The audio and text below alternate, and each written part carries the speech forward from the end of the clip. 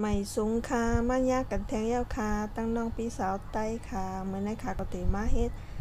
โถผู้เผือกอุบหมูสับในค่ะเฮ็ดง่ายๆเลยค่ะเนาะพักไต้หวันเนาะค่ะอันตั้งสุดเฮาก็ติดตั้งน้ำมันในค่ะเนาะสังเจอวันน้ำมันเฮาไหมมาเย้าในก็กำลังเฮาก็ติโคพักมีแรงอันตั้งในค่ะโคให้พักมีแรงเฮาโบ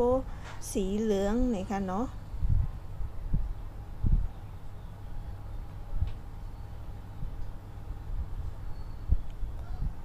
สังเจอว่าพักมีแรงเฮาเหลืองมาเย้าในกำลังเฮาก็ติใส่หมูสับในค่ะเนาะเดี๋ยวก็โคให้มันสุกมาอีกหนึ่งค่ะ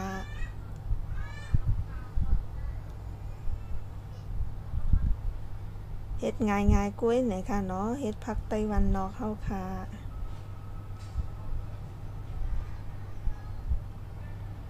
เดี๋ยวก็กำลังเฮาก็ติใส่มะเขือส้มในค่ะเนาะเดี๋ยวก็เฮาก็ติคนให้มันเข้ากันเดี๋ยวก็ให้มะเขือส้มเฮาสุกมาอีกหนึ่งในค่ะเนาะเดี๋ยวก็ใส่มิ้นอีกหนึ่งในค่ะเนาะเพราะว่าใครใส่มิ้นในก็ใส่ไอยองตินก็ไล่อยู่ในค่ะ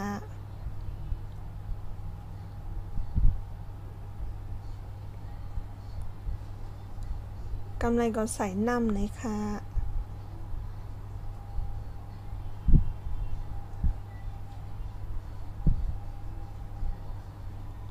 เดี๋ยวก็ใส่พ้องเนื้อไก่ป้อมเจอก็พ้องเนื้อหมูก็ไล่อยู่ในค่ะเนาะ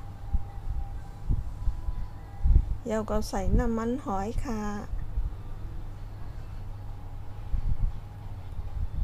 เดี๋ยวก็ใส่ช็อตค่ะเขาก็ติดต้มให้น้ำมันเลือดมาหน่อยค่ะเดี๋ยวก็ประวันน้ำมันเลือดเย้าเนี่ยก็กำลังเขาก็ติใส่ถั่วผู้เผือกค่ะเดี๋ยวก็เขาก็ติอุบไว้กำหนึ่งเนี่ยค่ะเนาะหมอก3 นาทีค่ะเพราะว่าเขาอุบเย้าเนี่ยก็มันก็สุกเย้าเนี่ยก็กำลังเขาก็ติใส่ผักหมี่ผักกี้เนี่ยค่ะเนาะเดี๋ยวก็เขาก็ติคนให้มันเข้ากันเดี๋ยวก็ปิดไฟไล่เย้าเนี่ยค่ะ